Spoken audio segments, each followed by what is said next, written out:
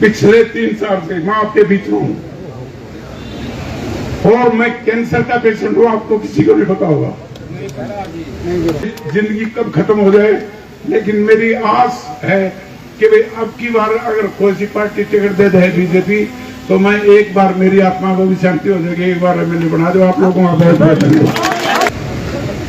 मेरे पास बीजेपी वालों का न्योता आया था, मैंने आज इसीलिए आपको बुलाया है।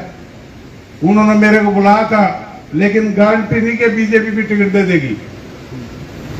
हालांकि उन्होंने आश्वासन दिया है, एक भी पार्टी हरियाणा की कोई सी बसपा, एनएलओ, जेजेपी, आप सभी के चंद्रशेखर के कल टेलीफोन बजने शुरू हुए थे और शाम रात तक बजते रहे, लेकिन मैंने सबके सामने हाथ जोड़ लिए। मैं बीजेपी के 1-2 नेता से मिलकर आया था। मैं आप लोगों को अपने दिल की बात बताना चाहता हूं। बीजेपी और कांग्रेस दोनों बड़ी पार्टियां हैं। मेरे को उन लोगों ने आश्वासन दिया कि भाई एक प्रोसेस के हिसाब से, जैसे कांग्रेस में स्टेट बॉडी की मीटिंग होती है, फिर पार्लियामेंट्री बॉडी की मीटिंग होती है, हम आपका नाम रख देते हैं और टिकट दें या ना दें आपको इस बात की हम कोई गारंटी नहीं देते। लेकिन कई लोगों ने मेरे को आश्वासन दिया कि वे बीजेपी चाहती है कि आपको चुनाव लड़ाया जाए। लेकिन इससे पहले मैं आप लोगों से एक ही बात कहना चाहता हूं, ये भी आपने फैसला करना है कि मैंने बीजेपी से चुनाव लड़ना है या नहीं लड़ना है। ये फैसला भी आपने करना है।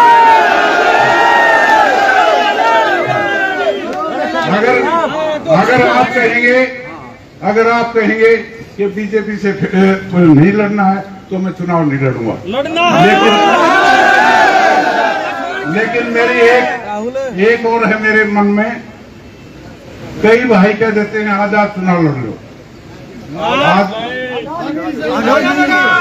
आजाद का चुनाव मैंने पहले भी 1 तारीख को बताया था, मेरे बस का चुनाव लड़ना नहीं आजाद का किसी भी सूरत में। हालांकि सारी जनता आई है, बड़ौदा के सारे सरदारी आई हुई है, लेकिन आप लोगों का आशीर्वाद है, बहुत बड़ा प्यार प्रेम है। लेकिन आजाद उम्मीदवार का मेरा ब्योत नहीं है। पूरे हफ्ते आप लोगों के बीच में रहता हूं। इस बात का आप लोगों पे जितना आशीर्वाद दिया है, आज मैं उस बात को देख रहा हूं।